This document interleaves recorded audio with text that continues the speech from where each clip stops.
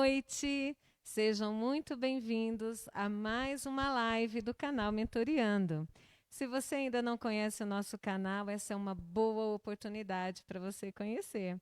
Nós tratamos assuntos a respeito do desenvolvimento infantil, desenvolvimento humano, educação, saúde mental, a saúde no contexto geral. E nós temos especialistas na área e que nos traz muito conteúdo bom. Eu quero agradecer a presença de todos que já estão aí. E hoje o tema da nossa live é sobre a conscientização da esquizofrenia. É um assunto assim muito importante, muito delicado e que nós temos hoje especialistas aqui na área da psiquiatria, neurologista, psicóloga, para nós conversarmos a respeito desse assunto. Você não pode perder, compartilhe aí com seus amigos, porque são informações ricas e que nos ajudam a entender como tratar, como ajudar a família ou outras pessoas que estão precisando. E para essa noite aqui, eu estou muito feliz com essa live, então nós temos aqui o doutor Dimas Antônio Ribeiro. Ele atende no CAPS em Boa Esperança, atende no CAPS aqui em Nepomuceno, é psiquiatra. Ele também tem um consultório particular em Nepomuceno e também em Boa Esperança. Boa noite, doutor Dimas, seja muito bem-vindo à nossa live. Boa noite, é um prazer estar aqui com vocês, ter sido convidado. Visto que esse tema é um tema muito importante e hoje é o dia da conscientização internacional da esquizofrenia. Então eu acho que a gente vai poder bater um papo sobre esse assunto. Muito obrigada. Aline Menezes, que é psicóloga aqui em Nepomuceno, ela atende no consultório particular do Núcleo de Saúde Sheila Carla, atende também na Policlínica. Seja bem-vinda, Aline. Obrigado pela oportunidade de fazer parte da equipe Mentoriando. Agradeço meu colega de trabalho, doutor Dimas, pela presença. Prazer te rever, doutor Natanael. Muito boa noite a todos de casa. Compartilhe com seus familiares e amigos, porque é um tema muito relevante. Nós precisamos lutar contra o preconceito, contra o estigma que envolve a esquizofrenia. E eu tenho certeza que vai ser um bate-papo muito proveitoso para todos. E também temos o Dr. Natanael Mota, neurologista infantil. Ele também tem um consultório particular que atende em Oliveira, São João del Rei, Lavras, né? E ele é nosso parceiro aqui, assim como a Aline, do Mentoriando. E seja muito bem-vindo, Dr. Natanael. Muito obrigado, Raquel. Uma boa noite a todos. Boa noite a todos vocês que também estão nos assistindo, seja pelo Facebook, seja pelo YouTube. Sejam todos muito petrier. E um fato notável que caracterizou o início do tratamento psiquiátrico é que esse hospital ele era praticamente uma prisão em que as pessoas eram tratadas de uma forma extremamente desumana, acorrentadas, presas, trancafiadas. E aí, quando, nessa manhã, Felipe Pinel entra no hospital e vê aqueles doentes amarrados, atados a correntes, ele manda soltar. Até então, assim, na Idade Média, até então, a forma como a medicina vinha tratando os pacientes portadores de doença mental era de uma forma extremamente rigorosa, de uma forma desumana, como pior que às vezes, muitas vezes, os animais. E esse passo que ele dá é uma das coisas que acaba sendo o início da psiquiatria moderna e, por assim dizer, até essa data, ela também representa o ponto em que a gente possa desatar as correntes que estejam prendendo ainda, principalmente hoje, na questão do preconceito, né? Então, eu acho que a intenção dessa data de conscientização é para que as correntes do preconceito sejam quebradas hoje. Que bom, ótima informação, né? Porque às vezes nós perguntamos assim, né? Por que do dia 24, né? Em que momento que isso aconteceu? Muito bom, doutor Natanael. E você aí de casa, nos mande perguntas, nós vamos responder hoje ao vivo as perguntas, tá? Então, se você tem alguma dúvida relacionada à esquizofrenia, esse é o momento. Olha, eu quero agradecer todos que já estão aí online. Ó, José Luiz, boa noite. João Paulo, Marco Túlio. Gislene, Juliana, Andresa Veiga, tem muita gente online. Boa noite aí para vocês, continue com a gente aí até o final. E, se tiver dúvida, nós estamos aqui para esclarecer. Tá bom? Então, nós vamos começar aqui, doutor Dimas. Eu gostaria muito que o senhor falasse conosco a respeito o que é a esquizofrenia. Então, vamos começar o assunto, né, a esquizofrenia. O mais importante é saber que essa doença é uma doença grave e é uma doença crônica. Então, isso é uma coisa, assim, fundamental, eu acho, porque a pessoa, quando falar assim, tem esquizofrenia, ele vai pensar, eu tenho uma doença e eu vou ter que tratar isso por muito tempo. E acontece o quê? Acontece alguns distúrbios básicos do comportamento, do afeto e do pensamento. Então, é uma desorganização dessas três coisas e alguns vão estar a pontos mais graves do pensamento, o outro distúrbio mais grave do comportamento, do afeto. Então, basicamente, é esse distúrbio desses 3 pontos. Entendi. E como que é realizado o diagnóstico? Então, o diagnóstico, como o Natanael já falou um pouquinho da história da psiquiatria, no começo tinha foram se montando alguns sintomas, alguns sintomas para poder ter esse diagnóstico mais preciso. Então, atualmente, existe um manual de diagnóstico que chama DSM-5, que é o diagnóstico das doenças, e esse diagnóstico ele é feito americano, então ele colocou alguns sintomas para falar assim, o que é esquizofrenia, o que não é, quais são os sintomas. Então, basicamente, você tem alguns sintomas que são muito importantes. Então, foram divididos em 2 classes, os sintomas positivos e sintomas negativos. Não quer dizer que positivo é bom e nem que negativo é ruim. Os sintomas quer dizer o seguinte, que os sintomas positivos são sintomas mais assim, de agitação do paciente, aquele paciente que tem muito delírio, muita alucinação, então está muito fora da realidade, é os sintomas considerados positivos. E os sintomas negativos, que é aquele embotamento do afeto, ou seja, ele não sabe, você fala uma coisa com ele, tipo uma coisa alegre, e ele não vai esboçar nenhuma reação de alegria, então ele não vai ter, assim, muita emoção, ele não vai ter essa questão, são sintomas negativos. Então, para se fazer o diagnóstico, tem que ter sintomas positivos, certo? E sintomas negativos. E mais uma coisa importante é o seguinte, que esses sintomas aparecem, delírios, alucinações, também aparecem várias outras doenças.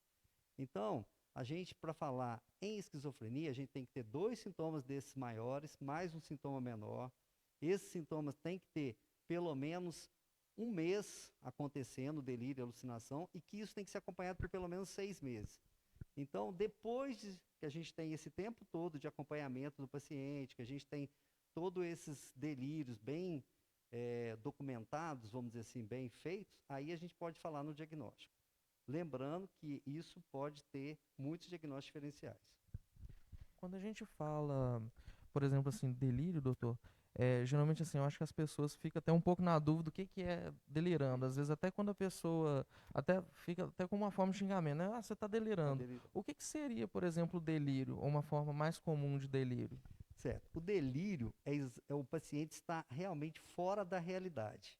Então, o delírio é aquilo que o seu pensamento, ele pode estar com um curso totalmente... você tem um curso, uma forma e o conteúdo. Então, você tem um pensamento fora da realidade. Como é que a gente pode dar um exemplo de delírio? Então, a pessoa pode falar assim, eu estou sendo perseguido.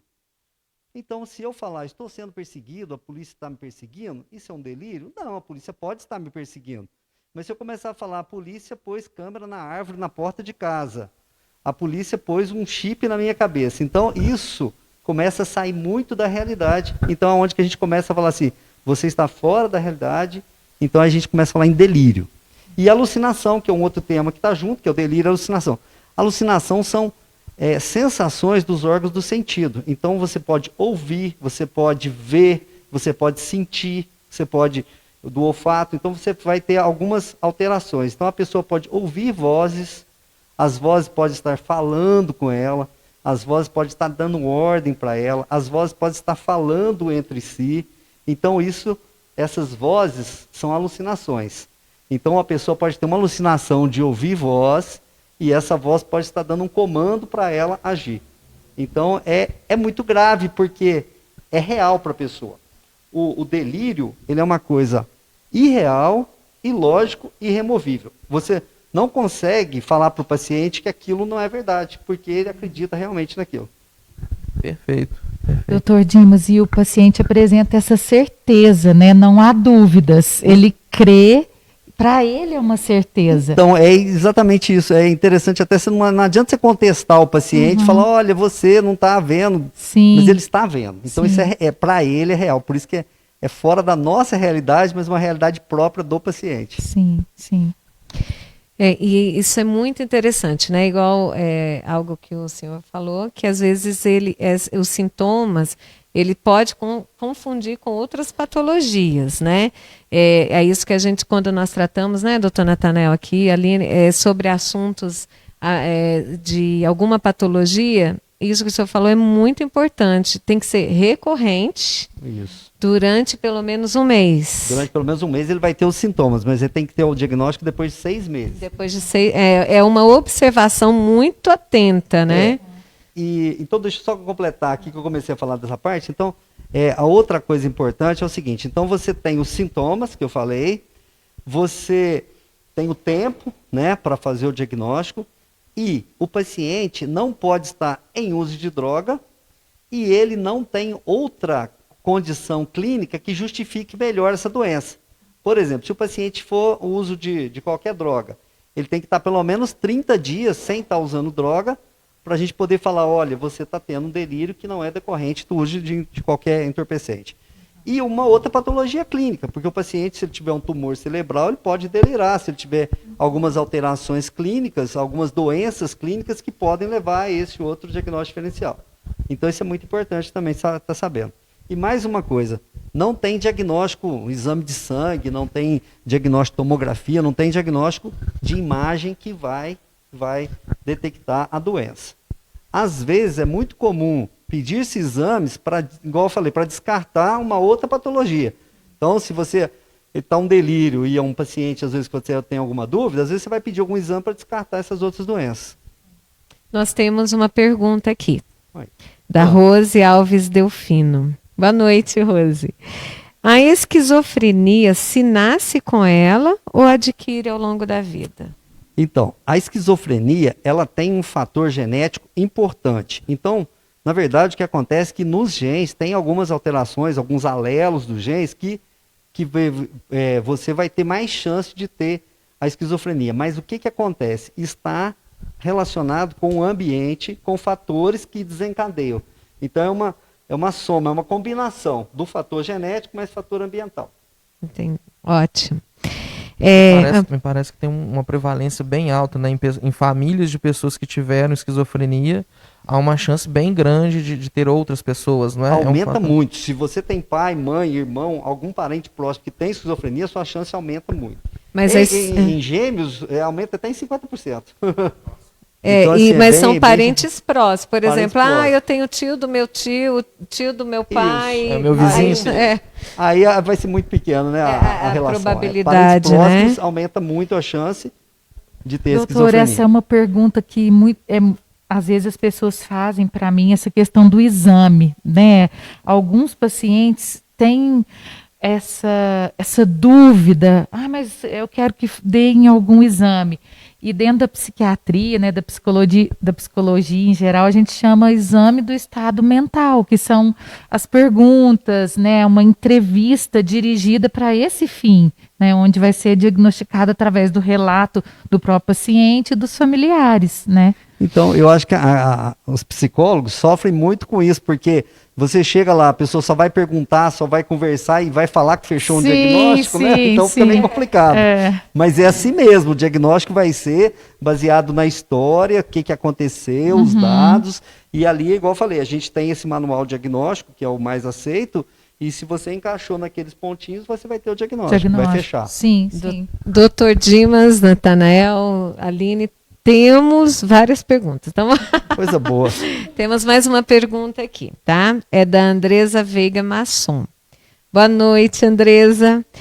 E como fazer? Isso daí eu acho que dá para cada um falar um pouquinho de repente, ó. E como fazer uma pessoa que tem esquizofrenia aceitar que tem esse tipo de doença? Porque estamos tentando dizer, conversar, mas a pessoa não aceita. Levamos ao médico e não aceita tomar nem os medicamentos. E aí, como que a gente pode ajudar essa pessoa? Pelo que eu entendi, a pessoa tem esquizofrenia, já foi levada ao médico, deu o diagnóstico, a medicação, mas a própria pessoa não aceita que tem esquizofrenia. E nesse ponto aí, como que a gente tem alguma dica para ajudar essa família, né? Sim, a gente sabe, né, é fato, que a mola mestre do tratamento para esquizofrenia é o uso de medicação, né? Então, existem alguns recursos, né, doutor Dimas? Pode, claro, para que o paciente seja medicado, né? Assim, é óbvio que tem depois alguns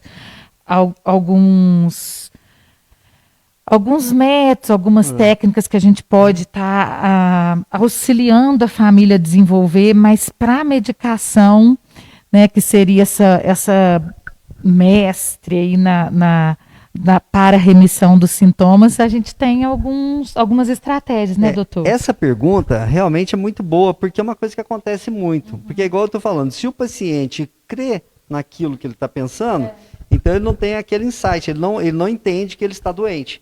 Então, esse é um grande problema. Então, quando a gente for falar de tratamento, o que eu penso é o seguinte: o tratamento é um negócio muito fundamental, o envolvimento da família. Porque é um paciente que ele está sem a consciência de todas as atividades do dia a dia dele. Então, assim, ele tem que ter auxílio nas suas atividades, por exemplo. Ele não responde por si, então legalmente ele não responde, então alguém vai ter que responder por ele. Às vezes ele vai ter dificuldade com a alimentação, ele vai ter dificuldade para higiene. Então, dependendo do grau dessa doença, o envolvimento da família vai ser muito importante. E a gente só vai intervir de uma maneira mais agressiva com esse paciente, porque, igual eu estou falando, às vezes ele tem que tomar remédio, e isso é fundamental. Aí o remédio existe comprimido, existe injeção, então existem algumas maneiras da gente fazer com que esse tratamento fique mais fácil, né? Alguns medicamentos, pode ser uma injeção às vezes uma vez de 15 dias, até uma vez por mês. Então, dependendo do que o paciente aceitar, a gente vai moldando de cada caso. Ok. Nós temos mais uma pergunta aqui da Rúzila. Boa noite, Rúzila. Que bom que você está aqui com a gente também. Essa pessoa também pode amar as pessoas do seu convívio e em outro momento odiar? Ela pode ter essa relação de amor e ódio? Eu amo e depois não amo mais, odeio. Na esquizofrenia isso acontece? Porque tem outras patologias que acontece essa variação de humor, né? De emoção, de sentimento. Na esquizofrenia isso é possível? Então, a esquizofrenia, nós podemos analisar de uma certa maneira como que um paciente, no começo dessa doença, ele está com seu nível de consciência normal. E ele vai deteriorando ao longo dos anos. Então, por exemplo, até mesmo o exame físico, você consegue fazer uma tomografia dele normal. Depois de 5 anos de esquizofrenia, ele já tem uma atrofia cerebral, os ventrículos vão dilatando, quer dizer, uma alteração da tomografia que aconteceu com o decorrer. Então, esses sintomas, enquanto ele estiver na fase inicial, ele vai ter sintomas igual a todo mundo, de agressividade ou de passividade, ele vai ter sintomas de amor e ódio, vamos dizer assim, normalmente. Depois de um certo tempo, esses sintomas vão partindo mais para aqueles sintomas negativos, ou seja, ele não vai mais conseguir ter afeto ou entender. Se ele vai falar para você assim que uma pessoa da família morreu, ele vai falar normalmente sem esboçar nenhuma reação. Então isso já cai num tipo de esquizofrenia que é a esquizofrenia refratária, ou seja, ele vai ter só esses sintomas que a gente chama de sintomas negativos e que ele não vai expressar afeto nenhum. Entendi. Então, no decorrer da doença, isso vai acontecer. Um adendo até assim a essa pergunta, que também que eu gostaria de fazer assim. Às vezes até o sentimento amor e ódio que às vezes as pessoas podem ter, pode também ter a ver com o humor da pessoa, né? Então, o humor daquela pessoa afetada, né? Então, assim, eu posso ter esse componente bipolar, igual que se usa esse termo, né? De, às vezes, mais agitação, mais afeto, ou mais amor, mais ódio, às vezes, no mesmo indivíduo, numa mesma família. E também, igual eu falei, na fase inicial da doença, você vai ter esse comportamento do humor. Porque até quando a gente está falando de psicose, né? Porque o paciente tem um quadro psicótico, que é essa alucinação, delírio. Esse quadro psicótico, ele pode ser da esquizofrenia? Pode. Mas um paciente com uma depressão muito grave, ele pode ter uma depressão que até tem classificado essa doença no CID-10, se chama depressão psicótica, ou seja, ele começa a ter alguns delírios em decorrência dessa depressão. E nesse caso não é esquizofrenia. Aí não é esquizofrenia. Então, assim, ele pode ter sintomas, mas aí já não é esquizofrenia. O distúrbio bipolar, que já que a gente vai falar um pouquinho, o distúrbio bipolar, ele em alguns períodos, ele se assemelha muito à esquizofrenia, porque ele tem um período de mania.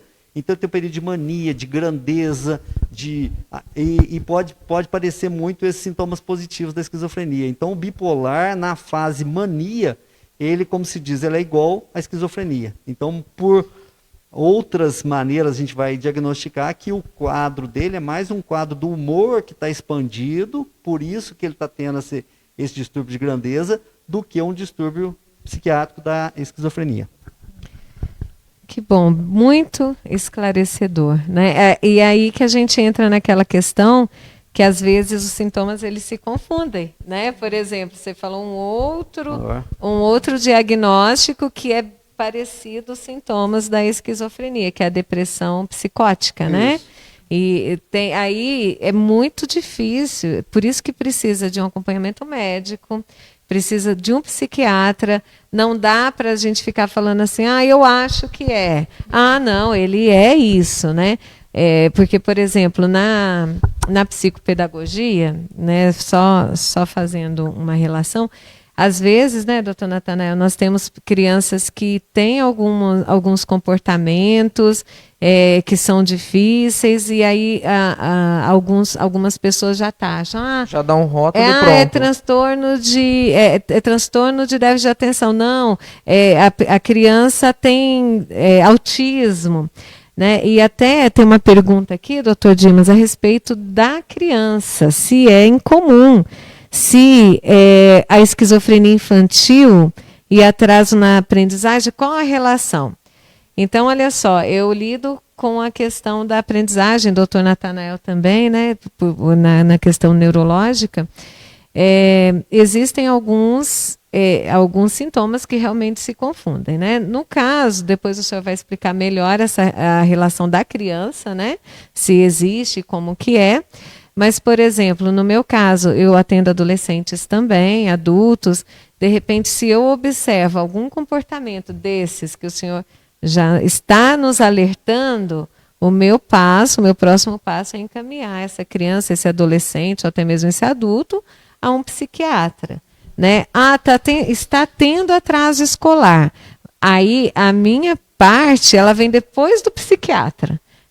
O psiquiatra diagnosticou, ok, fechou o diagnóstico, começou a medicação, ainda está dando problema escolar. É onde eu entro, mas numa equipe multidisciplinar, trazendo somente essa questão da aprendizagem, né, com terapias que ajude a criança ou adolescente a conseguir avançar nos estudos.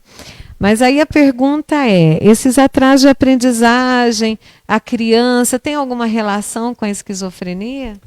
Então, esses sintomas não têm a ver com a esquizofrenia, mas uma coisa importante para falar da esquizofrenia é que outro dia alguém me pediu uma explicação da esquizofrenia e assim, eu acho que, para ficar mais claro, você tem uma certa idade de, sei lá, novo, você tem 15 anos, você tem 20 anos, você tem 30 anos.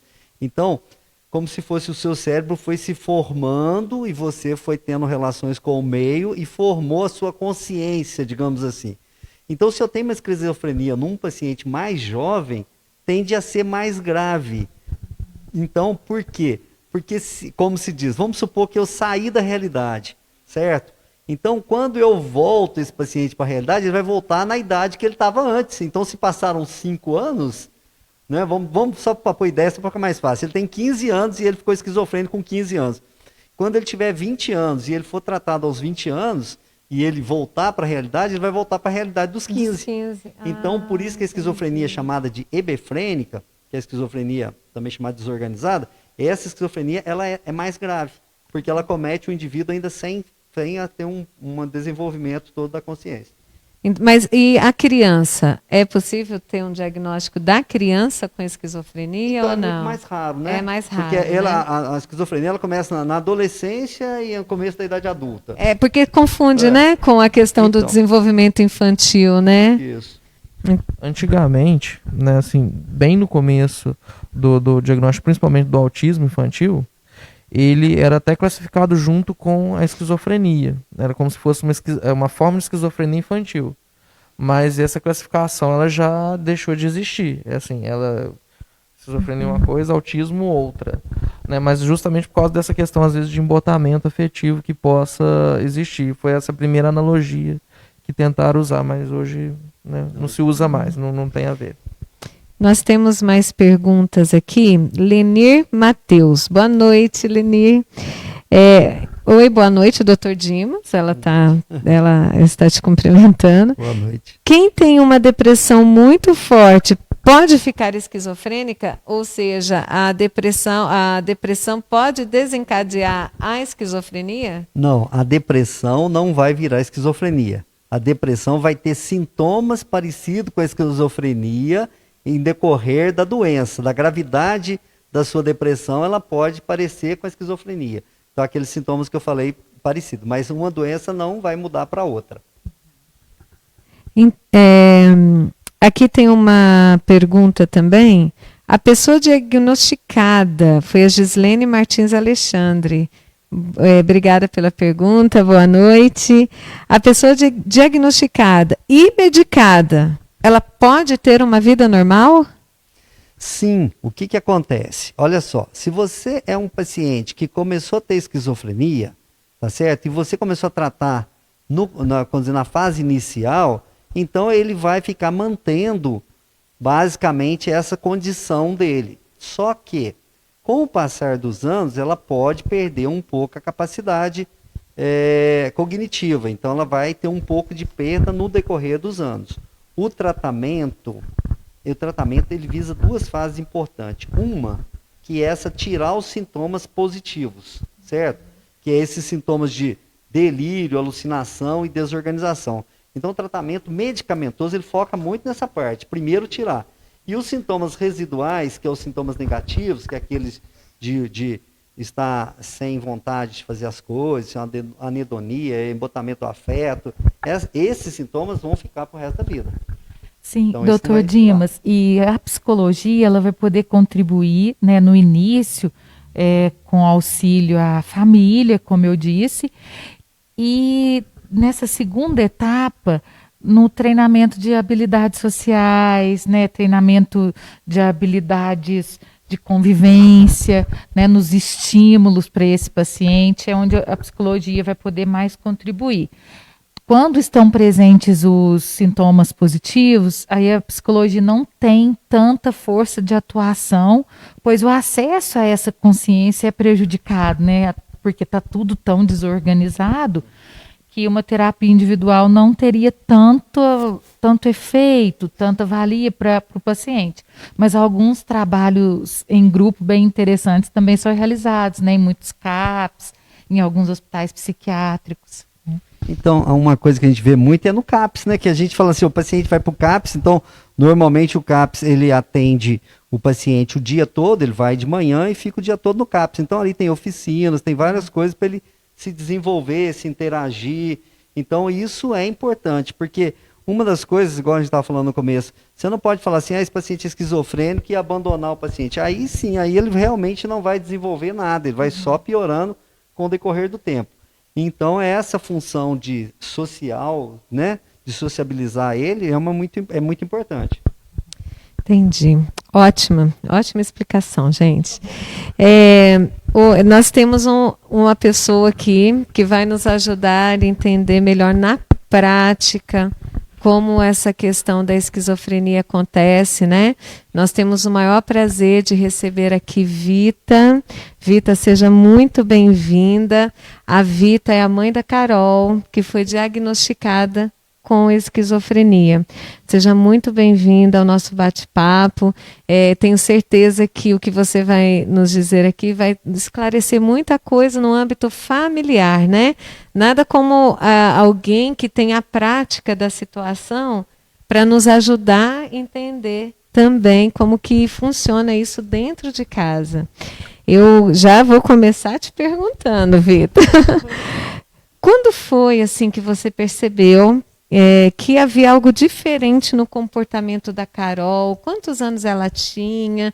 Como que foi esse início? Conta um pouquinho para a gente. Esse início foi entre 13 e 14 anos.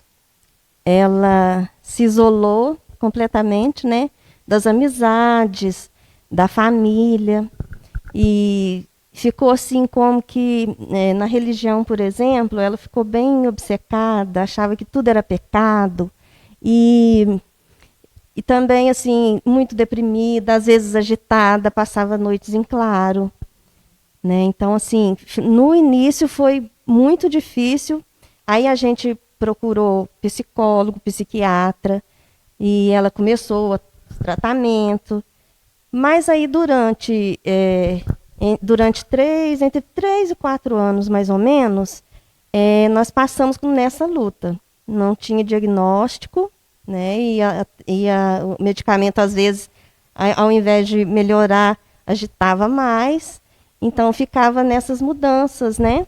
Até ela ter o primeiro surto psicótico. Aos 18 anos, ela teve. Então, dos 13, 14 anos até os 18, ela já foi diagnosticada.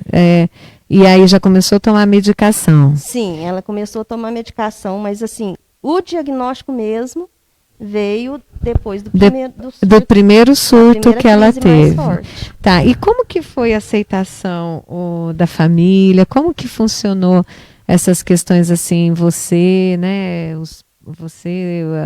seu marido, a família em si? Como que ficou? Eu sempre tive uma família maravilhosa, né, que sempre me apoiou, desde que a Carol nasceu, assim, desde que ela começou com esses sintomas, sempre me apoiaram muito. Então, a importância a presença da família é essencial nesse momento.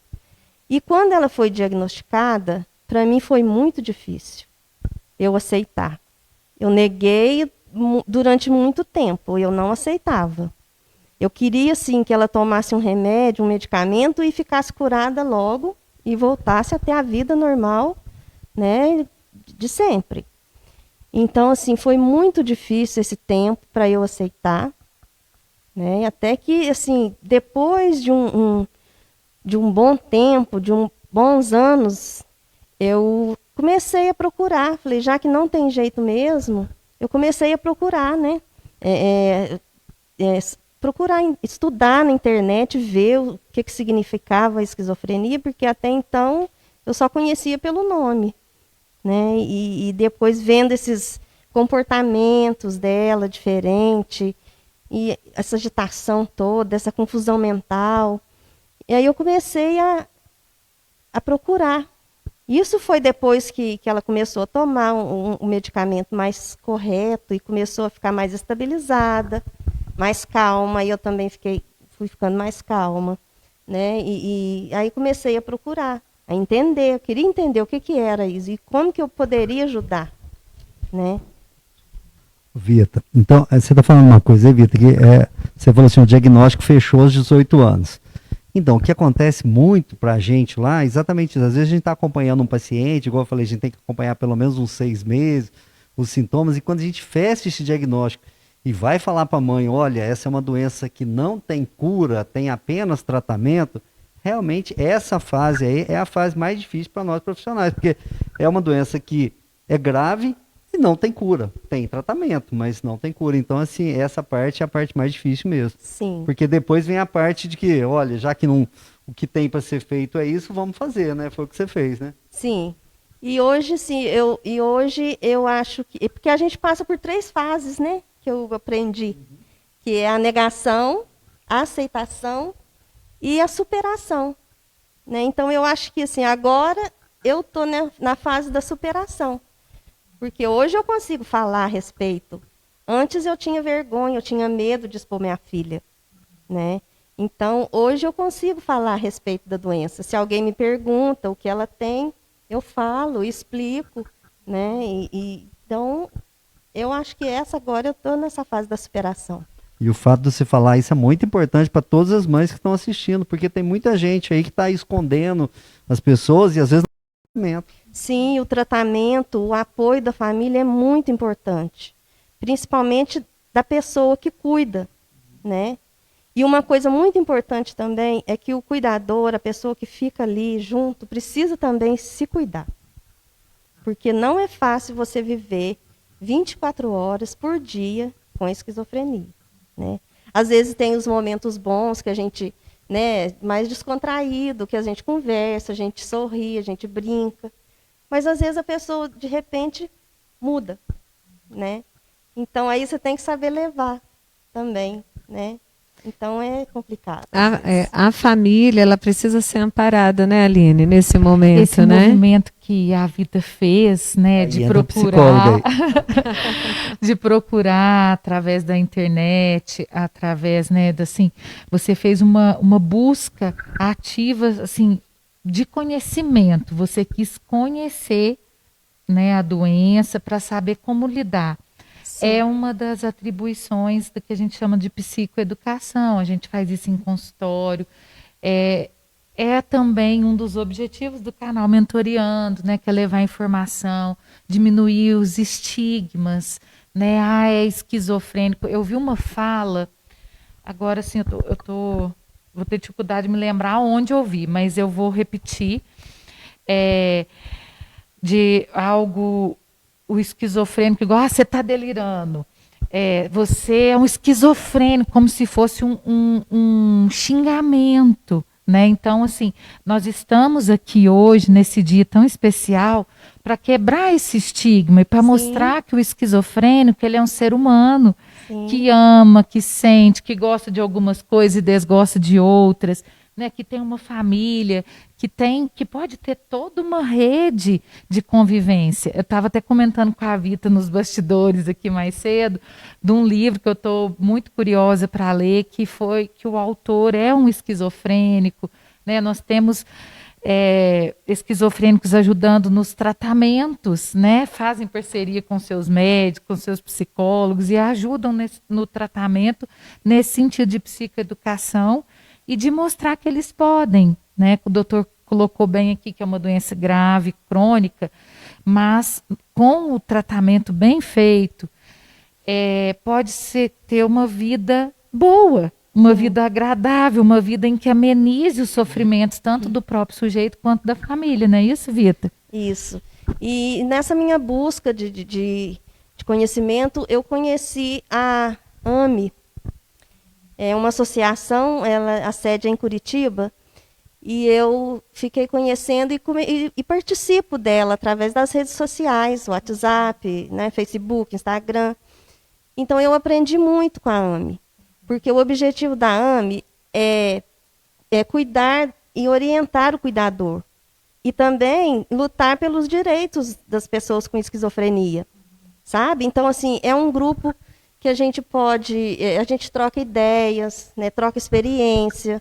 Então, foi muito importante para mim a participação da AME. Né, me ajudou muito. Tem um comentário aqui, não é uma pergunta, é um comentário da Isabel Cristina Vilas Boas. Boa noite, Isabel. Ela colocou assim, olha, meu marido tem esquizofrenia. Chega a atacar a parte motora.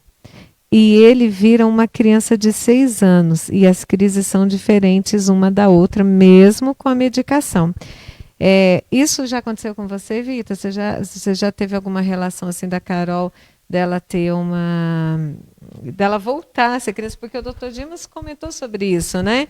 Que quando chega no diagnóstico, do primeiro surto ao diagnóstico, e aí quando ameniza os sintomas, a pessoa volta naquela idade que ela estava do primeiro surto, né? E você vivenciou isso? Sim, até estou vivenciando ainda. né? Porque a Carol, eu costumo brincar que ela assim, ela está com 31 anos, mas a cabecinha é 15. Então, desde que ela começou nessa idade, lá atrás, eu acho que agora, como ela deu uma estabilizada, então ela começou de onde ela parou. É o que eu entendo, pelo menos. Né? Isso. Agora tem uma coisa só para falar ainda da esquizofrenia, quer dizer, tem um monte de coisa para falar, mas assim, é que a gente tem que diferenciar uma coisa, que existe tipos diferentes. Então a hebefrênica é essa que começa no mais jovem, né? E então assim, o prognóstico é um pouco pior do que a outra, porque começou mais jovem, né? Tem a paranoide, que é aquela que começa mais na idade adulta, que tem um prognóstico melhor, ou seja, a pessoa viveu até 30 anos e de repente tem um surto. Então, tem um prognóstico melhor. E tem uma forma que é chamada de catatônica, que ela atua mais nos músculos. Então, a pessoa pode ficar, às vezes, parada. Tem uma coisa que chama flexibilidade séria de cera. O paciente pode ficar, por exemplo, se você pôr numa posição, ele ficar parado naquela posição por hora sem mexer. E essa esquizofrenia catatônica é uma esquizofrenia mais rara esse tipo de acontecer. Mas isso pode estar acontecendo, às vezes, nesse caso aí. Do que eu li aqui do marido, né? Bom, ô Vita, e agora a família toda abraça a causa, ajuda para que ela tenha uma vida, como a Aline falou, né? Uma vida boa, uma vida melhor. Sim, a gente até montou um grupo no WhatsApp entre nós mesmos, sabe? Pra gente, toda a informação que eu recebo, eu passo para o grupo, né? E assim, aí a gente discute e vê, e ali no caso da Carol, por exemplo, a gente discute e vê o que está acontecendo com ela. Então, é para a gente ir comparando, né? Vendo as fases que ela está passando. E a família, graças a Deus, minha família é muito envolvida. Que bom, Vita. Eu fico muito feliz de você compartilhar a sua história, aquilo que a Aline falou, para a gente quebrar essa barreira, né? E o Dr. Dimas também comentou sobre isso, de quebrar a barreira e falar sobre o assunto, assumir, né? A primeira coisa é assumir, a família assumir junto com o diagnóstico, né? E assumir e trabalhar em equipe. Não é fácil, igual você falou, você passou por 3 fases, né? Da negação, depois veio a da aceitação e você está na superação. Sim, graças a Deus. Graças a Deus você já chegou na fase da superação. Sim. Então é isso que nós queremos passar para vocês aí que estão nos assistindo. Todo o diagnóstico, ele tem essas fases, principalmente esses diagnósticos que não têm cura, né? Existem o tratamento, mas ele não tem cura. E aí é ter paciência, muita paciência. Entender sobre o assunto, entender do que se trata e ajudar o máximo possível, né? Sim, e eu quero te agradecer, viu, Vita, por ter trazido a sua história de vida, que Deus continue te abençoando, que você consiga aí mais e mais ajudar a Carol. E eu tenho certeza, né, que ela vai ter uma vida promissora dentro das limitações, dentro do quadro que ela apresenta. Eu tenho certeza que porque quando a família envolve, quando a família tem esse passo de ajudar, de expor, de estar junto, muda muito a questão do diagnóstico, não é, doutor Dimas? É fundamental. Então, assim, a família, no caso, é fundamental. E igual você falou, quanto mais você souber da doença, né, mais você vai poder ajudar a sua filha. Então, isso é muito importante que você fez. Isso, eu quero agradecer também, né, a oportunidade que eu estou tendo hoje de estar aqui expondo, né, e compartilhando a minha experiência, né, se alguém quiser, né, conversar comigo também, quiser me procurar, eu estou à disposição para tirar alguma dúvida. Que bom! Olha, gente, né? Que grande oportunidade. Né? Sabe? A internet proporciona e as pessoas proporcionam para nós a oportunidade de conhecer, né, de crescer, de aprender a lidar com as situações. Parabéns, viu, Vita? É emocionante a sua história. Obrigada. Né? Uma mãe excelente. E essa questão do estímulo, né, do estímulo, do estar junto, porque o Dr. Dimas falou algo aqui que foi brilhante. Às vezes, para o profissional é difícil falar né? Às vezes, quando a gente levanta a hipótese diagnóstica, a gente às vezes se depara com essa realidade e pensa, não, peraí, vamos olhar daqui, né? E aí fechou o diagnóstico, no meu caso, junto com o médico, né? A gente fecha, lógico, o psicólogo tem também um embasamento para suspeitar. Quando a gente fala de hipótese diagnóstica, é como se fosse uma suspeita. Pode ser isso, pode ser isso. E a gente se aflige um pouco, né? Mas quando tem uma família participativa, as coisas desenvolvem de uma maneira melhor, né? Aí conversa, aí capacita e troca ideias, o que nós vamos poder fazer juntos. E como o Dr. Dimas falou, isso é essencial para um caso se desenrolar bem. Sim. Né? E esse tratamento, uma coisa assim também que eu vejo no CAPS às vezes, é exatamente às vezes a gente vê a dificuldade do pai, da mãe, que chega, principalmente quando está num surto psicótico e ele fala, meu filho não melhorou. Porque é o seguinte, a doença começa quando tem o primeiro ano de tratamento, ele tem 42% de chance de ter um novo surto no primeiro ano. Depois, no segundo ano, isso já cai para 15%, depois 12%, depois vai diminuindo. Então, no primeiro ano, ele tem uma chance de ter... Então, você fala assim, esse tratamento não está resolvendo nada, meu filho teve de novo outro surto. Então, assim, é uma angústia ali, tanto do tratamento quanto dos familiares, que vê que acha que não está tendo nenhum resultado. Então, porque assim, é como se fosse doses homeopáticas ali, né? E a mente, eu acho que é uma coisa muito complexa, né? Então, a medicação, ela demora, né? Surtir o efeito desejado. Então, a gente fica mesmo muito angustiado, com muita dúvida, e acha que não está resolvendo. É assim mesmo, a gente passei muito por isso. Gente, então fica a dica aí. Depois você pode deixar lá nos comentários como que a pessoa pode te achar, deixar o seu Face, né? E aquelas pessoas que querem participar desse grupo, precisa de uma orientação, né? Procure a Vita, eu tenho certeza que ela tem muita coisa para passar aí para você. De repente você recebeu o diagnóstico, e agora? Né? Aí procura a Vita, procura saber do assunto, pesquisa, conversa com o médico, senta com o médico, bate um papo, pede para ele te explicar como que funciona, e aí as coisas começam a caminhar melhor, eu tenho certeza. Muito obrigada, viu, Vita? Eu que agradeço. Que Deus continue aí te abençoando. Amém, a nós todos, né? Amém. Nós temos muitas perguntas, gente, eu não sei se vai dar tempo da gente responder todas hoje, mas vamos lá. Aline Silvestrini, numa ressonância, por exemplo, é possível observar alguma deficiência no cérebro? Então, a ressonância magnética é um exame muito bom para avaliar o cérebro. Então, ela é usada, no caso de um paciente esquizofrênico, é usado para diagnosticar se ele não tem outra doença. Mas na esquizofrenia, ele não vai dar alterações. É o que eu falei, a alteração pode acontecer no decorrer dos anos, porque você vai tendo a esquizofrenia, você vai perdendo a capacidade cerebral.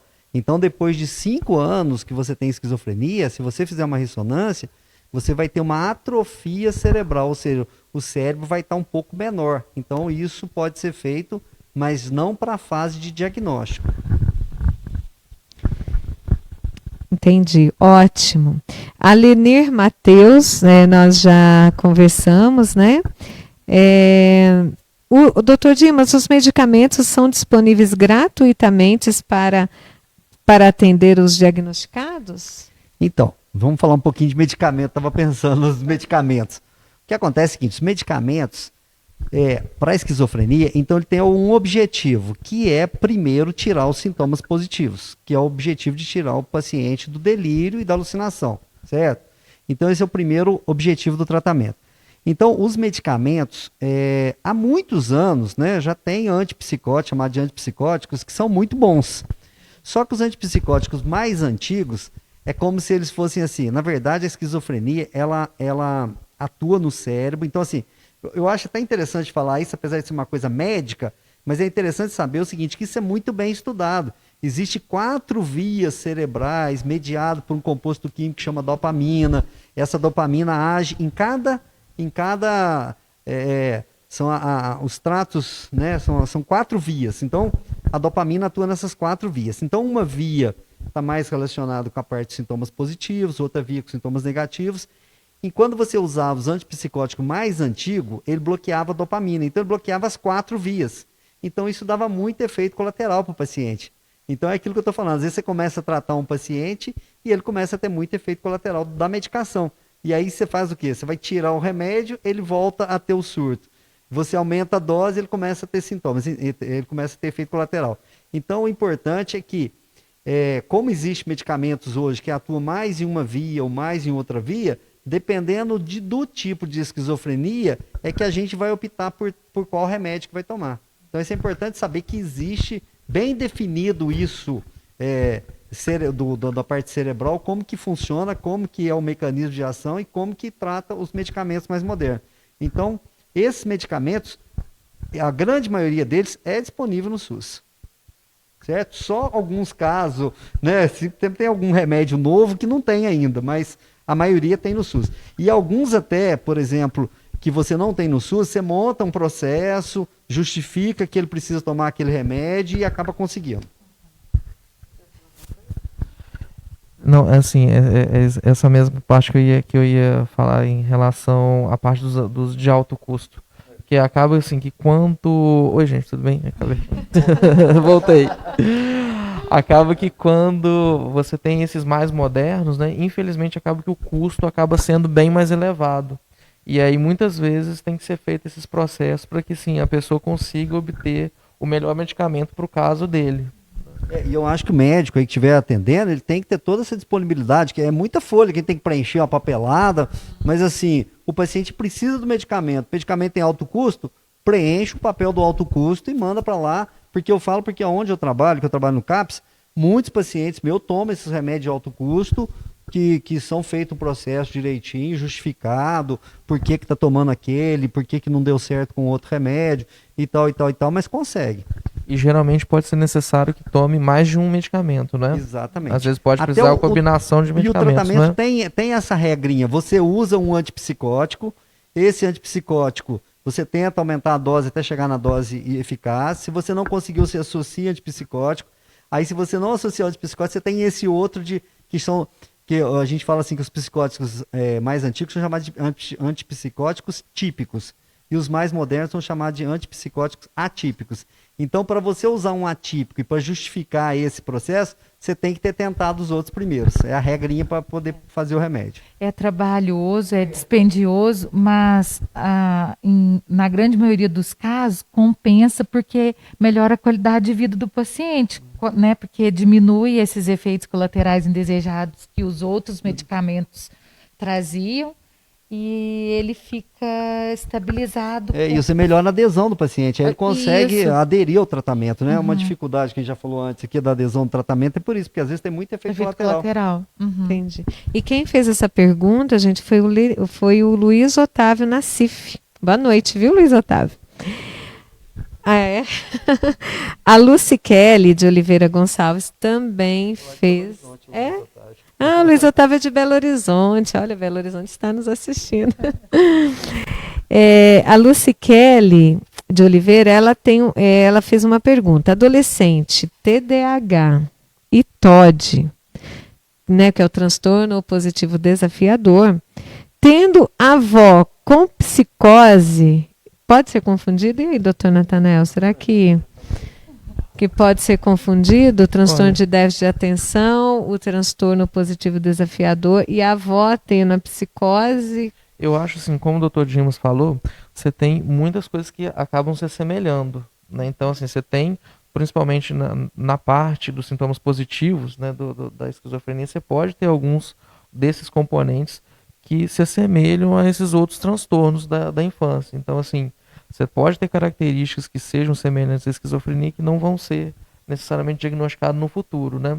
Eu acho que principalmente um dos primeiros sintomas que, nesse contexto todo, que a gente poderia destacar, doutor, se até o senhor depois puder confirmar ou não, é a questão do embotamento afetivo, aquela questão de ser fechado, de ser às vezes de ter uma dificuldade em relação ao afeto. Aí eu acho que seria mais em relação ao quadro psicótico. né? Até enquanto a dona Vita estava aqui, eu estava vendo as perguntas, eu acho que até um link que faz a essa pergunta é se é semelhante à esquizofrenia de psicose. Eu acho que também emenda nessa pergunta. O que o senhor acha? Então, a questão é, você está falando, tem uma coisa também interessante que chama-se transtorno de personalidade. Então, você tem um transtorno de personalidade que chama esquizotípico. Então, assim, aquilo que parece esquizofrenia, mas é simplesmente um transtorno, não é simplesmente, que transtorno de personalidade também não é simples, mas assim, é um transtorno de personalidade, ou seja, é outra doença. Então, o paciente está psicótico. O que ele está psicótico? Ele está tendo sintomas, delírio, alucinação. Ele está psicótico. Ele é esquizofrênico? Pode ser esquizofrênico, mas ele pode estar psicótico por outras doenças. Igual eu falei, se ele usar droga, ele vai estar psicótico. Se ele tiver algum outro problema, ele vai estar psicótico. E se ele tiver num delírio de transtorno bipolar, ele vai estar psicótico. Então, a psicose em si é você estar com um delírio e alucinação. Mas isso está incluído em outras doenças. E aí, em relação a essa parte do TDAH, alguns sintomas que podem ser semelhantes. É, exatamente. O Leandro Guimarães, boa noite, Leandro. Ele está nos saudando, boa noite a todos. Ao senhor Dr. Dimas, um profissional que muito admiro.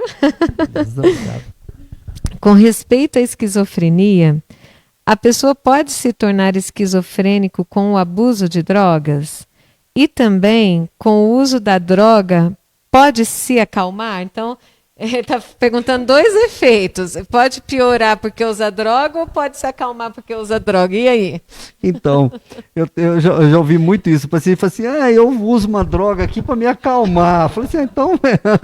Mas olha, o negócio é sério. É o seguinte, e tem estudo comprovado que o uso de maconha aumenta em 3 vezes a chance de esquizofrenia. Então, assim, não é que a maconha vai causar esquizofrenia, mas se o paciente tiver aquele gene, aquela predisposição, então, em pacientes que usam droga, aumenta 3 vezes a chance. Então, assim, aumenta muito. E, assim, eu às vezes eu fico querendo sempre explicar a esquizofrenia, que eu falo assim, que é como se entrasse numa porta aqui, ó, e na hora que você olhasse para trás, não tem mais a porta para você sair. Você está no outro mundo. Então, a droga faz muito isso com a pessoa. Né? É por isso que então, é como parecido, se você entrou na porta, mas aí depois você não volta. Então, assim, me dá até medo quando eu vejo alguém falar assim que, eu uso a maconha de vez em quando, eu uso isso aqui, não tem nada. Mas eu fico pensando assim, essa porta, se ele abrir essa porta e passar para o lado de lá, depois ele não vai voltar. Então, é muito grave o uso de psicotrópicos de uma maneira geral. Então, zero, viu, gente? Zero, Leandro, zero. Melhor não arriscar, pessoal. Risco. Procura um médico, né? E toma a medicação ideal, né? Então, é uma coisa interessante. Então, às vezes a pessoa fala assim, porque eu vou para me acalmar, mas existem outros tratamentos melhores para acalmar do que isso, né? Droga, então, não são arriscados, que não são ilegais, que né? tem milhares de estudos. A gente hoje, eu até acho interessante que hoje, quando a gente está falando muito por causa da pandemia, porque tem estudo comprovado, estudo isso aqui. Então, esses remédios que a gente está usando são remédios cientificamente comprovados. Então, não tem dúvida de que o remédio que você está usando ali, ele foi muito testado por muitos anos. Alguns com mais de 50 anos de estudo. Então, tem remédio que já está há 50 anos no mercado. Então, quer dizer, como é que é isso? Não, foram todos testados, todos comprovados. Você estudou para isso, né? O senhor estudou e sabe o que é bom. Então, se o médico falar, é isso, gente, vamos seguir.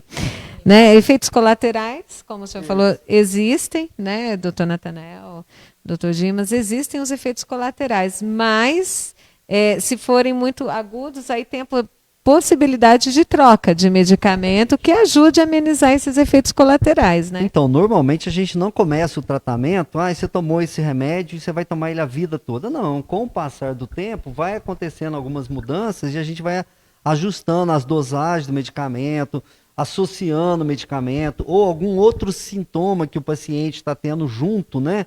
Porque ele é esquizofrênico, ponto, uma doença, mas ele pode ter algumas outras alterações que vão ser precisas de ajustar de medicamentos ou outros juntos. Entendi. O Maicon Lino, boa noite, Maicon. Minha mãe é portadora de epilepsia. Há uns 5 anos, ela teve uma crise muito forte de agressão, pensamentos paranoicos e agressividade. Médico que internou ela disse que minha mãe tem esquizofrenia. Foi quase um mês de surto. Mas depois ela voltou em si, não teve mais mesmo, sem fazer nenhum antipsicótico, né? Sem fazer o uso do antipsicótico. Só fez uso no âmbito hospitalar por alguns dias. É normal isso? Isso acontece? Então, acontece sim. Então, essa paciente, é aquilo que a gente falou, ela não fechou o diagnóstico para esquizofrenia. Então, ela não é esquizofrênica. Ela tem epilepsia, igual eu falei, outras doenças cerebrais podem simular ou pode ter um quadro semelhante à esquizofrenia. Na esquizofrenia não, ele tem um quadro psicótico. Vamos falar assim, o paciente tem um quadro psicótico, mas não é esquizofrenia. E é o que eu falei lá no diagnóstico. Esse diagnóstico ele é com aqueles sintomas todos e que não é melhor explicado por uma outra doença clínica. Então, se o paciente tiver um tumor cerebral, tiver uma epilepsia, tiver alguma alteração cerebral, isso pode sim influenciar e dar sintoma psicótico, não é esquizofrenia. Ficou bem claro, né? Esquizofrenia é uma coisa e surto psicótico é outra, né? Exatamente. E a Sônia Anestório, ela pergunta, né? E a esquizofrenia numa pessoa idosa, como cuidar melhor? Como é que funciona quando a pessoa já é idosa, né? E descobre? Então, se for muito idosa, a chance maior é de não ser esquizofrenia. Pode ser confundido com alguma demência, as demências, né, são muito mais comuns na pessoa idosa.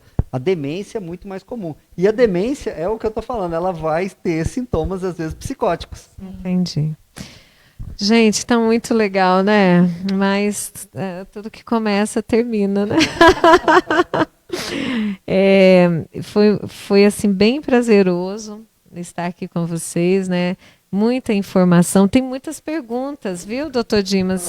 Se possível, depois entrar lá, todas que for possível, né, e responder as perguntas, mas nós estamos chegando já num tempo assim, né, mais de 1 hora de live. Se deixar, a gente fica aqui a noite inteira falando, né? Também não vi passar. Também não. Se deixar, a gente fica aqui, né? E fala, e manda pergunta, e a gente responde, é muito gostoso, né? E é isso que é o intuito do canal Mentoriando, é trazer a informação para as pessoas, né? Trazer a informação do desenvolvimento humano, desenvolvimento mental, né? Trazer pessoas especialistas na área para tirar dúvidas. Então, podem continuar mandando perguntas e depois o doutor Dimas vai entrar lá para responder, né, doutor? Sim, pode mandar o que for possível. E eu quero agradecer muito vocês que estão aí conosco até agora. Olha só, vou citar alguns nomes, não dá para citar todos, porque olha, temos muita gente online ainda, gente, muito assistindo. Bom. Então, olha só, tem a Edja Pacheco, o Marco Túlio, a Gislene, a Rosimeire, Ana Maria Lopes, Janete Botelho, Isabel Sarro, Regina Rodrigues, João Paulo, a Raquel Zaccarone, a Aline Silvestrini, Eliane Silva, ou seja, são muitas pessoas que estão aí nos acompanhando. E depois dê o seu comentário, né? Mande dicas para nós daquilo que vocês gostariam que nós falássemos, né? Nós temos lá no canal Mentoriando vários vídeos que esclarecem vários assuntos. E aí você tem a oportunidade de entrar lá, se inscrever, compartilhar, dar o seu like, né? Ativa lá os sininhos. E toda semana tem vídeo novo lá. Tem vídeo novo nosso. Quem sabe o doutor Dimas, viu? Estou te convidando para fazer um vídeo aí com a gente. Que bom. 5 minutos com o psiquiatra. Que bom, ótimo. Então já tá... Bem-vindo à família. Né, doutor Natanael? E aí já está feito o convite no ar, ó. Quem sabe em breve aí os 5 minutos com o psiquiatra. Né? Foi um prazer, doutor Dimas, recebê-lo aqui essa noite, né? Com tantas informações ricas, tantas informações que nos ajudaram a esclarecer a respeito da esquizofrenia. Até mesmo nós, eu não trato direto com a esquizofrenia, o doutor Natanael também não, mas nós, e nem a Aline, né? Assim, o direto que eu falo, assim, para fechar um diagnóstico, né?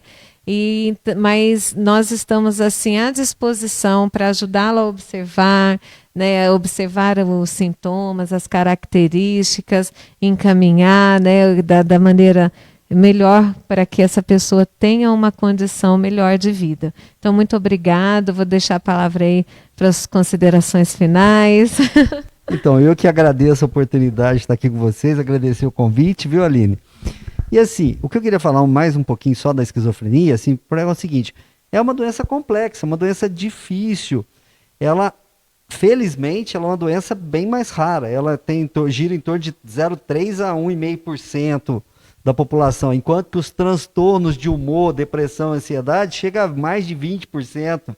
Então, assim, são doenças mais prevalentes, mas que não têm tanta gravidade. Já a esquizofrenia, ainda mais nesse caso do delírio, é muito interessante, porque tem muitos delírios que não são esquizofrenia. Tem alguns pacientes que têm transtorno delirante persistente, transtorno delirante breve. Então, assim, não fecha aqui nas pesquisas, mas tem um delírio. E esse transtorno delirante persistente, até é interessante falar isso, que às vezes a pessoa só tem um delírio, entendeu? Aquele delíriozinho de alguma coisa, de alguém está seguindo, mas pronto. Mas ela é uma pessoa que trabalha, que estuda, que desenvolve, que está tudo normal, tem a sua vida normal. Então, esse paciente, ele tem um delírio e ele não é esquizofrênico. Então, assim, é muito interessante que você precisa pegar muita coisa para você falar assim, fechei o diagnóstico, ele tem isso e nós vamos tratar. E saber que tem tratamento, né? E que o tratamento realmente diminui essa progressão da doença, né? Então, quero agradecer a todo mundo. Muito obrigada, Aline. Suas considerações finais. Eu gostaria só de agradecer também a presença do Dr. Dimas, né? É um prazer trabalhar com ele, é um prazer poder conviver. Agradecer a toda a equipe mentoriando, o pessoal dos bastidores, nossa equipe que é super profissional. Agradecer a presença da Vita, que foi assim, foi muito bom ouvir, trouxe emoção, trouxe verdade e demonstrou muita coragem, né? Uma coragem de se expor, para quê? Para aparecer? Óbvio que não. É um se expor para ajudar as outras pessoas, e isso é maravilhoso, eu fiquei até emocionada, né? Então, convidar você para continuar acompanhando nosso trabalho e compartilhando o canal Mentoriando, porque o nosso intuito é ajudar as pessoas, né, de alguma forma, levando conhecimento, levando informação, quebrando paradigmas, né? Doutor Natanael. Raquel, aqui, eu acho que a palavra que resume aqui esse encontro é gratidão. Muito obrigado, doutor Dimas. Foi um momento muito enriquecedor. Aprendi muito aqui. Muito obrigado, Aline. Muito obrigado, Raquel. Muito obrigado, Vita.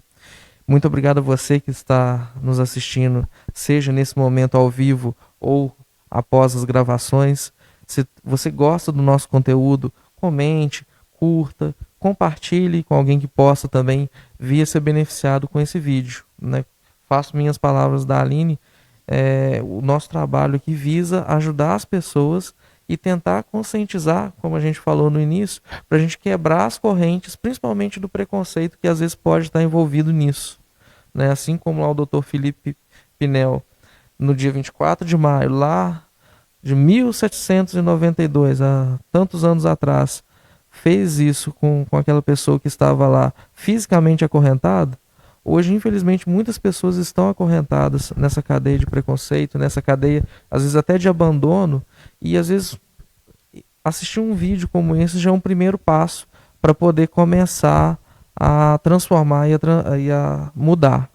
Então, muito obrigado a todos. Natanael, deixa eu só falar uma coisa. Lembrando que hoje em dia a gente só interna o paciente se tiver risco para o paciente, ou risco de vida para ele ou para quem está do lado dele, né? Então, assim, só em casos em que há um risco de morte, de acontecer alguma coisa mais grave, esse paciente é internado. Fora isso, o tratamento é ambulatorial, é medicamento, é em casa, tudo bem tranquilo. Gente, eu tô amando aqui as mensagens de vocês. Todo mundo assim, gratidão, excelente explanação, né? Usamos palavras que foram compreensíveis. E eles estão pedindo sobre síndrome do pânico, viu? Aí, já viu? Convite, já está convidado o doutor Dimas para conversar. Vamos arrumar a camiseta, que agora ele é da equipe. Coisa boa. E, gente, muito obrigada mesmo, vocês aí que estão nos assistindo até agora, né? Que espero que tenha sido algo motivador para fazer algo em relação à esquizofrenia. Obrigada mais uma vez a Vita, que enriqueceu o nosso bate-papo, né? Que trouxe aqui muitas verdades, assim como a Aline falou. Nada melhor do que ouvir uma pessoa que passa por isso e sabe o que está falando também, assim como o Dr. Dimas, né? Dr. Natanael, a Aline, que vive isso em seus consultórios, né? Então, mais uma vez, o meu muito obrigado. E eu te espero nos nossos próximos vídeos. Te vejo lá!